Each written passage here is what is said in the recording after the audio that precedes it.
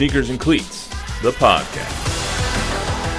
Welcome in, everybody, to another edition of Sneakers and Cleats, episode 180 on Monday, March 17th. Happy St. Patrick's Day, everybody. Yes, we're doing a 180. Is that what you're saying? Yeah, there we go. We're doing a complete 180. So what would be the opposite of green to wear today?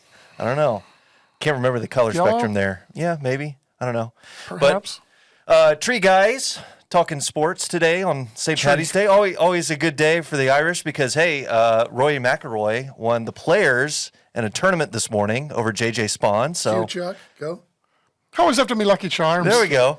Blue moons, pink clovers, Pink hearts, silver stars, orange stars, green It's a basketball clovers. team. Yes. There we go. We got our Irish in today. I'm wearing this parka because not only is it cold in here, but it's to hide the green shirt that I have on today. So everybody's got green on a little bit, I think, right? No green for me. Well, that's all right. It's just another holiday, Zach. It is. Once you get to be our age, Pinch cheek. Don and I, yeah, it's just another holiday. Yep. We both had green beer before we came in here. by That's the way. good. Drink responsibly, everybody. Yes, amen. All right, a few topics to get over today. The Spurs out in L.A., a makeup game after the L.A. wildfires earlier this year, but also of note, maybe more importantly, De'Aaron Fox headed for surgery tomorrow. We'll duck into that a little bit. Kind of, he explained the reasoning why. I think everybody kind of knows at this point, but it's kind of worth hearing from his lips what the reasoning is. And then also, it's March Madness. It's finally here. The brackets came out yesterday. We were there to see it all unfold. We're going to get our picks for which four teams will be arriving here in San Antonio early next month, and then also diving into the women's team at UTSA not making the national tournament. So let's get right to it. The Spurs, 16 games remaining on the season. The makeup game is tonight. You can it's like 6 in one hand, half dozen the other, I think, at this point now. They won against the Pelicans on Saturday night, but I think there's still a camp out there that are saying, Don is, I think, one of them, the more games you lose, the more lottery chances you get. So just what do you make of these last 16 games? They're not going to get to the bottom because there's other teams ahead of them. I don't know, because the last time I checked, when I looked at the standings late last night, they're 2.5 out. 3 right now. And people want to lose. And people might be doing a better job of losing than the Spurs when you saw them beat the Pelicans. Now, Fox going out and the schedule that's left, you would assume they don't make the play-in. But that depends on how hard they try not to make the play-in, because I think the Mavericks included are teams that are going to try to make the lottery. And the Mavericks are in that 10 spot, I think, right now. Chuck, I think you're on the opposite side of this a little bit. It's like, hey, 3 games out, you got 16 games. There's still mathematically a chance for them to get in. I mean, as far as I'm concerned, if there's a game to be played and there's a scoreboard, then, there's a competition. And I think the guys that are there are going to try to win. It's can they win, right? I mean, they beat the Pelicans the other night, but, I mean, you look at that box score and you're thinking, how did they do it? They got outshot. They got out-rebounded. The one thing they did, though, playing small ball, was they had 10 steals in that game, and they shot it pretty well from 3. So, I mean, that's probably the way they're going to have to win. I just don't know if they're going to, I think they're going to put their best effort forward. I mean, you're not going to find a single guy, I think, that steps on the floor that's going to go out there and go, I'm just going to roll over. I mean, I don't see that happening for an entire game. So it'll be fascinating to see. I mean, again, this schedule's really jacked up for them, right? I mean, this is a makeup game now. They're going to go back to the West Coast. They're going to play a late game. Then they're going to come back and play on Wednesday. And then they're back on the road for 3 games. You got to cross the border, go through customs, do all that when you go to Toronto later in the week. So it's going to be very, very challenging no matter who plays. But, I hope like hell we see them give everybody as many fits as they can possibly give them, and then maybe see if they can win a game or two and make this thing really interesting the last week. And see, I think it's a culture thing, right? It's like, yes, Mitch Johnson and yes, the players on the court want to win and will play their tails off to win. You want that. You want them to give 100%. You don't want anybody to throw a game. At the same time, if you're Brian Wright and you're the assistant GM and maybe even R.C. Buford and you're in the front office, you say, okay, De'Aaron Fox had his best game the other night at 34 points, whatever he did. And then immediately, he's having surgery next week. So yeah, we're going to give you Malachi Branham and Mamu. Now go try to win. But the front office and the coaching staff, and the front office doesn't want to send the message to the players to not try hard. Sure. But I think they're doing a good job. The Spurs have always, in the 3 times that they've won the lottery, they've done a good job of managing how to get there.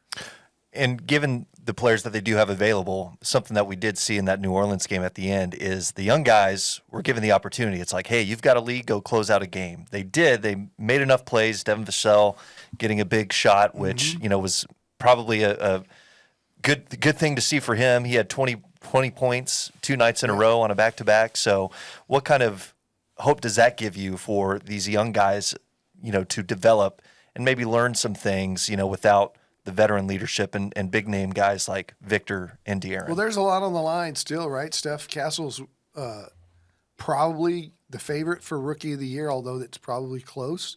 So he's got a lot to play for. Devin's trying to get into some sort of rhythm after struggling most of the season. And, he's flashy, streaky right now, but he shows you great nights and bad nights. And look, these guys are playing for contracts. These guys are playing for futures. Malachi was up at UTSA the other day on an off day because he's not getting any work. And then I wouldn't be surprised if he asked for it, but the next day they sent him to Austin. Right. So he's playing in the G League. This guy wants to have a career, and you're not doing anything rotten on the bench. And so a lot of these guys have a lot to play for. So I think there's a lot of growth to be had, too, going into next year. Chuck? Yeah, without a doubt. There's a lot you can learn. There's a lot that the coaching staff and the front office can learn about the guys that do get a chance to play. And, hopefully they make this thing, interesting down the stretch. Remember the Texans a couple years ago? Everybody was pissed off because they won the last game of the season because – those players that were out there, they didn't give a damn about somebody trying to get the first round pick or get the first pick in the draft. These are guys with pride, and I would assume you don't get to this point without a lot of that. So I'm sure we're going to see the best of what they've got going down the stretch. So in LA tonight playing the Lakers, it's a late tip-off out there in California. No LeBron James tonight, but you've also got Luka Doncic, Austin Reeves. That's a pretty potent scoring duo right there. This is also coming off a couple games ago where Charlotte lit them up and had 145. Now, granted, they were shooting the ball very, very well. It was up near the 66% mark from 3 for the Hornets. What are you hoping to see in tonight's game trying to shut down a player with the caliber like that Luka has? Well, they won't shut him down. He's going to get 30. Whenever he plays the Spurs, he seems to have 40. Luka has been a Spur killer in Dallas. I don't know. I'm anxious to see how the Lakers look, too, because I haven't watched them very much since that trade. And, I think a lot of people think they're going to be pretty good. Does Steph Castle get the assignment of guarding Luka, you think? I'm sure some, for sure. Yeah. Yeah, running a bunch of different guys at him and just make his life as miserable as possible. Changing up the looks. Yeah, for sure. But the Lakers have a lot of young talent, Hachimura and who's the other guy that you just mentioned? Oh, Austin Reeves. Austin Reeves, yeah. Those guys are both coveted by other NBA teams. Mm-hmm. So we'll see how that one shakes out tonight. Of course, tomorrow, one player is going to be staying in the LA area, and that's De'Aaron Fox, headed for his first surgery of his career. That is, if you don't count his LASIK surgery. He was joking with that on Friday. So probably an expected move, or at least one that many kind of suspected would happen at some point. Fox only playing 17 games. The recovery time, Fox himself saying this, is about 12 weeks. So that would probably put him in the neighborhood of June, July, I think, when he's going to be fully healthy and ready to go, and that's probably when off-season workouts start going and everything. Here's Fox himself kind of explaining the decision-making process between him and the Spurs of going ahead and pulling the trigger on surgery. The big thing was, what was the recovery time? Did we want to risk having to, miss, would it be half the off-season or whatever it may be? So you want to be able to get, a full offseason in with the guys and being able to be on the court. So that was really a big part of the decision making. Earlier the better. Yeah, definitely. And obviously, like I said, I've been playing with it all season, so like it was what it was. If I had to finish the season like that, but a big part was, we want to be able to grow together in the off season as well. So looking ahead already, I mean, I know there's that, Don, you were talking about it, that fine balance of, what the Spurs tried to do, walk that fine edge. If they were playing for something, he'd be playing, and he can play, and he's playing great. Right. But they're acknowledging they're not playing for anything. Mm-hmm. So this is a good way to continue to not play for anything and be done with it early and get all that work in for next season. Bob, what do you got? Tom Guerrero is in the house. Shout There out we go. Tom G. Tom says the Spurs set the precedent in losing the last 2 years. The other teams are just catching on. Playing 40 chess. I'm anxious to see how good Dallas gets at it. Well, there was that one season, right, where they just kind of outright, and I think the league fined them, wasn't it? They just said, hey, you can't do that. Right. They admitted Cuban said Just we're went right tanking. out. Yeah. Yeah. So The Spurs were craftier. Chuck and I both remember the 96-97 season where the Spurs were masters at having like 7 available players. Well, I mean, they were really banged up, though. They That were. was legitimately banged up. They were.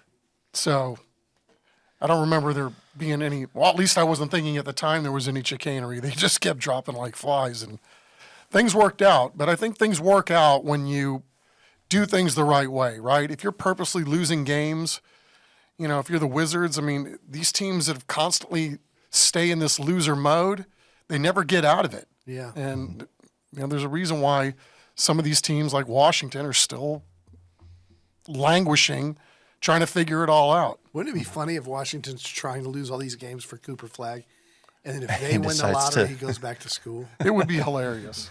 Yes. be careful what you wish There's for, been huh? some talk about that. Yeah. right. So what have you seen?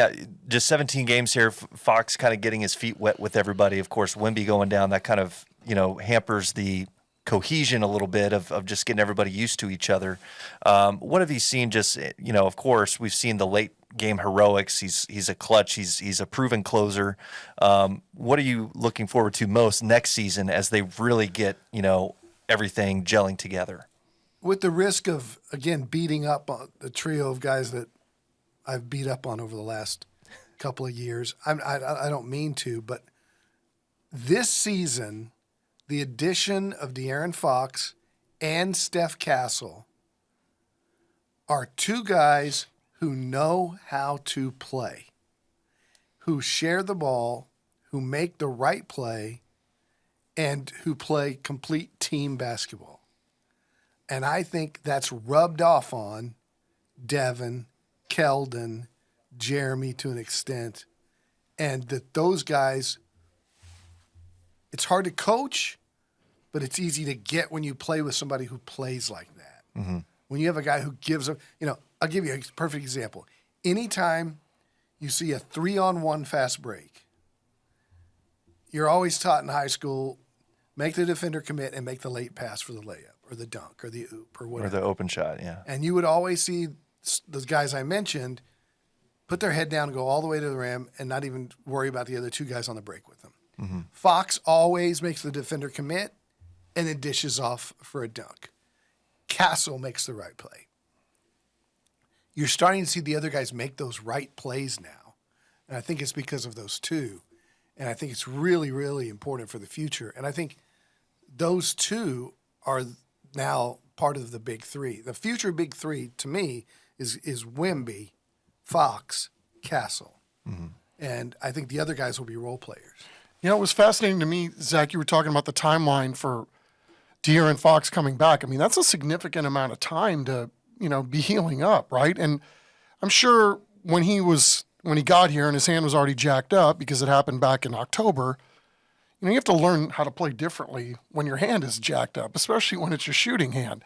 So he's going to get this done, and he's going to have to learn how to play with his hand basically rebuilt. Mm-hmm. So there's going to be a transition period, just like there was when he was learning to play when it was hurt, to now that your hand is fully functional again, to get that feeling back, because you're never going to be completely the same after you go through surgery. It just doesn't work like that. Yeah. So, the digit's going to be a lot more sturdy. So I think, this summer's going to be very important for a lot of reasons, right? More bonding, more gelling, more figuring out how to play with one another. And then, for De'Aaron Fox to figure out how to play with your hand coming back. Reconstruct. Yeah. He also. And for De'Aaron Fox, more money. Lots and lots of money this summer. And to Fox's credit, he played through this entire season with this jacked up finger. And if you see it, he's got the Kobe tape job, taping his pinky and his fourth finger, his ring finger together. You can kind of see it in this next cut that we're going to play, as long as the super doesn't cover it up here a little bit. But he just talks about playing through this, what I imagine is a pretty painful thing if you don't have this tape job done on your finger. If I didn't tape it, it's just in the way. Anytime I try to catch the ball, it's the first thing that, I've worked out without it, and I've hit it, while working out. So that was, a main reason of why I had to continue to tape it, just to get it out of the way. Obviously, shooting the ball with 4 fingers is a tough thing to do. But, if it was my right hand, I think it'd be fine. I think I'd continue to try to play with it. But it being my left hand, it affecting the way that I could dribble and shoot and all of that. All right, so... to his credit, played through a lot and played well, considering just everything that he did. So, Chuck, I think that's a good point to mention. It's 12 weeks just to get kind of fully cleared, but who knows how long. It could be another 2-3 weeks before it finally feels normal again, right? Getting used to that new feeling of, okay, yeah, I'm not self-conscious about it, maybe, of trying to catch a ball or receive a pass or whatever. Yeah, and you see when he just holds up his hand, his pinky looks like it's lagging. So, again, he's a shooter. He's made his bones in this league because he knows how to shoot and get to the hole, all that stuff. And, if you got one of your fingers that's lagging on the ball, I'm sure it does a trick on altering your shot. Bob, how we doing? We doing all right over there? Yeah, Hanover Fist is back. And just wanted to say hello to the SEC crew. And he says, I thought this might be a little controversial. He says, Fox, easily best player on the team, and probably can't even palm a basketball with his left hand.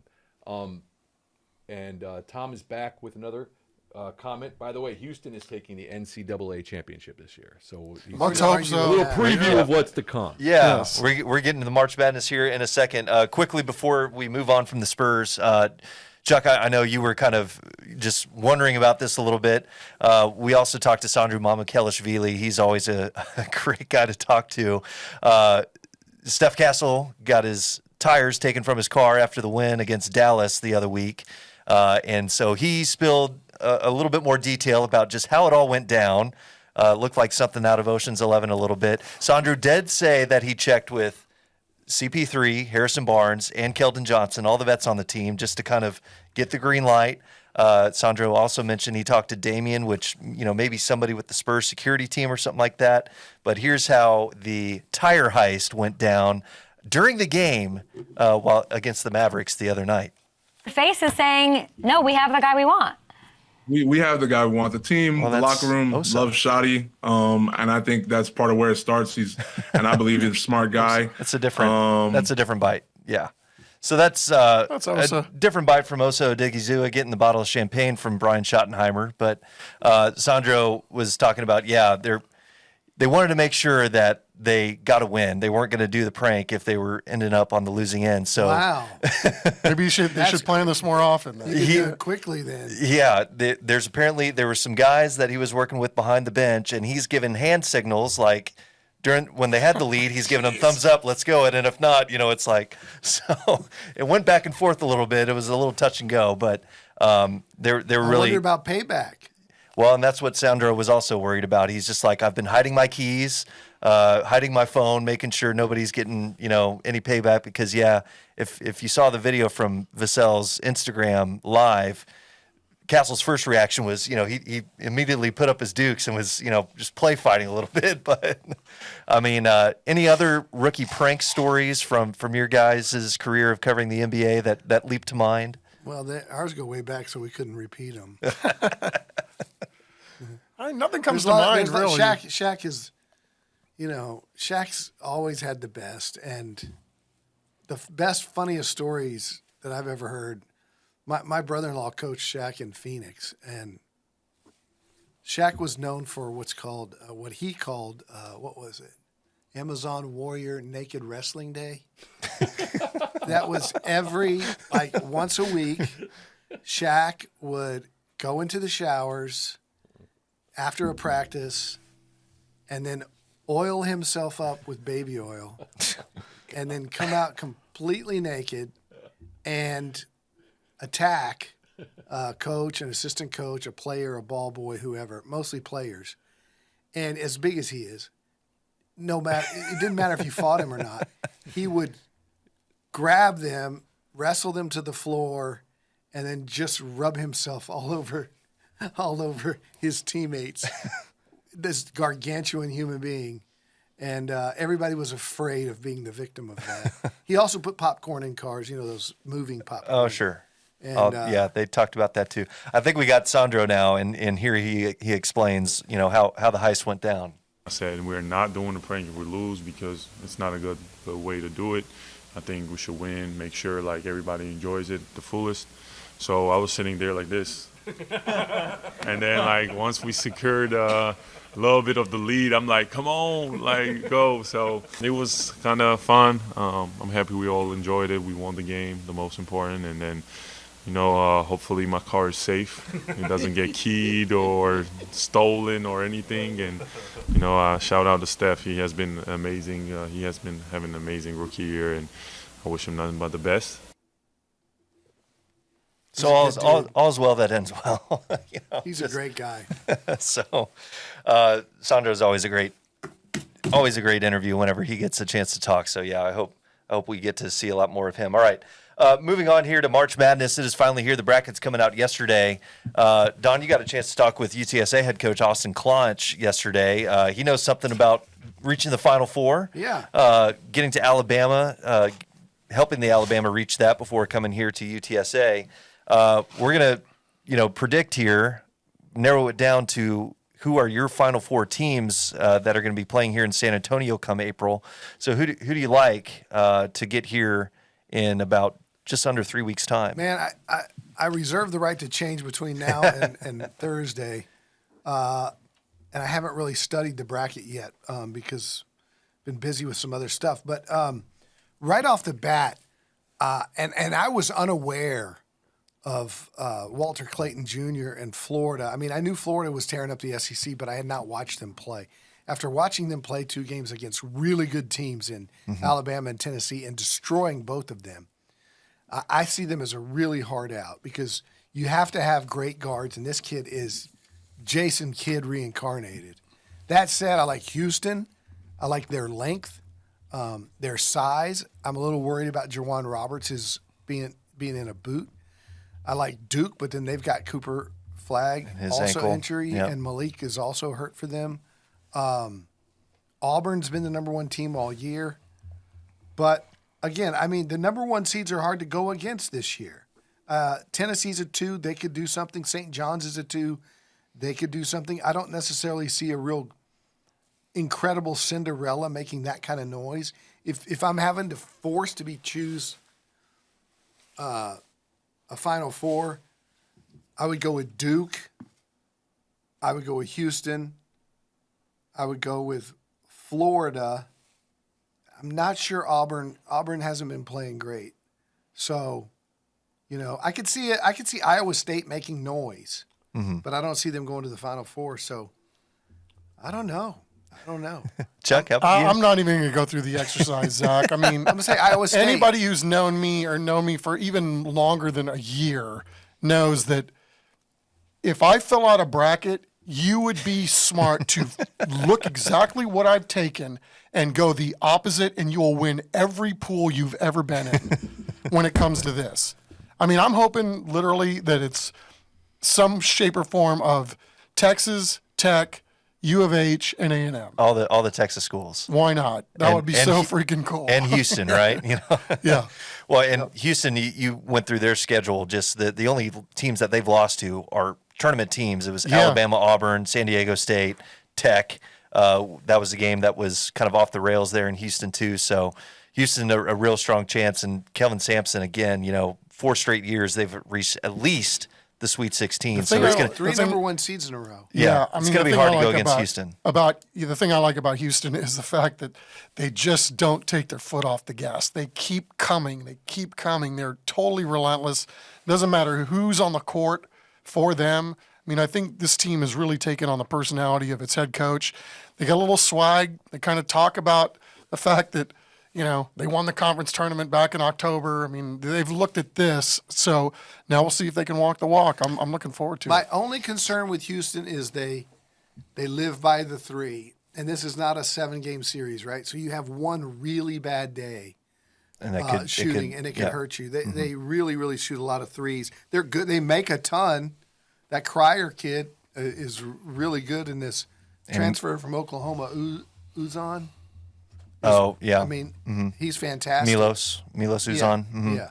And Emmanuel Sharp has really kind of Yeah. he played well during the Big 12 tournament. For those listening in and chiming in, who is your pick to make the Final Four, and how many brackets are you planning to fill out? What's y'all's average, guys, on just how many brackets do you end up filling out, just all told?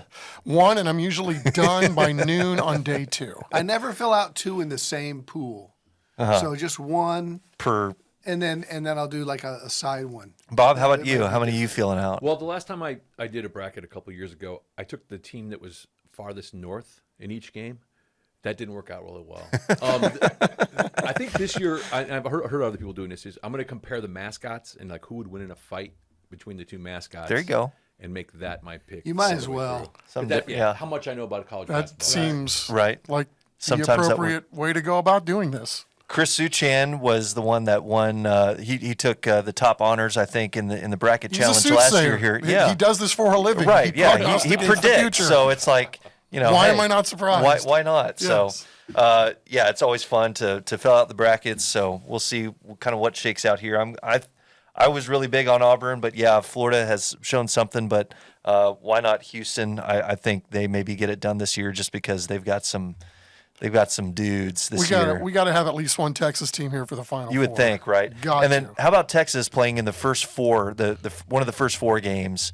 Do they get past Xavier and get in and go against Illinois here? If I they would think shoot so. it, yeah. I mean, they got to shoot the ball, but they've got a lot of good athletes. But I don't know at times that Texas necessarily plays well together.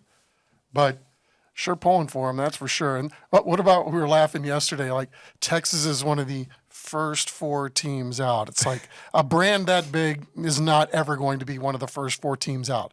They'll be one of the first 4 teams that get into one of those last 4 spots. Mm-hmm. I'm going to go with the SEC team in just about every game other than Ole Miss, North Carolina. Yeah. SEC has 14 teams in the Yeah. field this Same year, with which is Carolina. just crazy. Shout out Carolina. Did you guys see that? North Carolina? Yeah, how yeah. They got in. They got a little help. AD was the chairman of the selection Yeah. committee. Funny how that works out. Speaking of selection committees, the UTSA women's team not selected for the women's tournament. I don't think a big surprise to many, just given what happened in the conference tournament, losing to Rice in the quarterfinals. And I think Karen Aston, the women's head coach, said as much during her press availability today. But guys, your reaction of just a 26-3 team, 26-4 if you count the postseason record. They're headed to the WBIT. Answer me this. Going into the ACC tournament, I was told by the announcers, Cooper Flag, or going in after the quarterfinals when Cooper Flag got hurt, Duke can lose this game, their first game in the ACC tournament, and not only still make the tournament, but be a 1 seed. They're not going to lose their 1 seed no matter what. UTSA has a similar situation. Now, obviously, they're not in the ACC, but they're 26-3 going into their tournament. They've clinched. I would think that they could not even go to the American and still have a secure bid because how much they dominated the conference. I don't think that's always true in the American. I don't think you always think that the champion of the American is worthy. Mm-hmm. But I think that the regular season that they had, I think they overthink these net ratings and RPIs and all that stuff. Dude, let Chuck rant about this. Dude, they're 26-3 before the tournament Player of the year, coach of the year, complete domination of the tournament, of the all conference teams, and they have a hiccup and you leave them out completely. They're better. Chuck said, what is it? Lehigh's in it, 15 and 11. Like Lehigh? Like, come on, man. I mean, that's just so disrespectful to the Americans. Chuck, jump in here. Yeah, I mean, I've been fuming on this for 3 days. This reminds me of the Dez catch in a lot of ways, right? The rule says, the RPI says that it's a catch, right? Or it's not a catch. And then you go and you see with your own two eyes, everything about the play looks like it's a catch, right? And then the rule says it's not a catch. So this looks like to me too, how does this not pass the eye test? When you've gone through an entire season, you won your conference regular season title, you only had one loss in that conference, you're just outside the quote unquote Power Five. Mm-hmm. How does a team with only 4 losses and wins their conference title not get in, even as a 16 seed? Mm-hmm. Give me a freaking break. Like, it doesn't pass the eye test, right? The smell test, any test imaginable in any scenario. RPI, whatever rating index that they're using, I get it. Strength of schedule, all that. But, talking to, yesterday we jumped on a Zoom with the chairperson from the NCAA. I bet you $5 she doesn't even know, if I would have said UTSA, that she would have even known what school we were talking about. Well, so, it was a generic answer as to why they didn't get in. And, I don't know what the reasoning is. They said there were 37 slots. But to me, you're acting as though there's only, the Power Fives and then some other schools. But how are you going to dismiss a conference, a Division I conference like the AAC? It's just befuddling to me on many, many levels. Chuck, you mentioned talking to Dorita Dawkins, the chair of the Women's Selection Committee. You asked her the question, and this was her response right here on why UTSA did not make the field. Looking at all of the parity across women's basketball, it did make for some really difficult conversations about who was in the tournament and who wasn't. Like I said, we spent an inordinate amount of time over the last 5 days combing through all of the team sheets, looking very closely. Our committee members are assigned to conferences and watch them primarily through the regular season. There's also a secondary from our committee, and then collectively we watch games. So it comes down to who do we think are the 37 best teams available for those at-large spots that we have. So not one of the best 37. Are you kidding me? Yeah. Yeah. I mean, it just doesn't make any sense. Yeah. So UTSA women are heading out to Washington. Even worse. Yeah. They should be hosting. Undefeated at home this year, and they're on the road. 26 wins. They're on the road in the first round. Not just on the road. They're playing at the home. It's an away game. It's an away game of the team they're playing. Of Gonzaga. Yep, playing Gonzaga on Thursday in Spokane for the WBIT. Now it is the second straight season that the UTSA women are playing in the postseason, so that's a feather in their cap. Yeah. But, still, what a season by Coach Aston and her players. I know they're just chomping at the bit to try and get over the hump next year. So, Bob, got anything else on the way out here? Well, I asked. I'm trying to use AI to figure out my bracket. All right, so I asked both ChatGPT and Gemini. It's funny, they both pick Florida and Duke as the last two. There you go. But ChatGPT takes Florida and Gemini takes Duke. So if we get a perfect bracket this year and somebody uses AI, would it be an asterisk? Because it's like, no, come on, you gotta fill it out on your own. Just gut feeling. Nobody uses any of the other data out there. Right. That's the beauty of March Madness. You can have all the intelligence you want, even artificial intelligence. And it doesn't matter what's the ball's tip, baby. Are you serious? It's rock and roll time. There we go. All right. That's going to wrap it up for us today. Everybody have a great St. Patrick's Day. Be sure to subscribe to the News 4 and Fox San Antonio YouTube pages as well. Matt's back on Thursday. Have a great St. Patty's Day, everybody. We'll see you.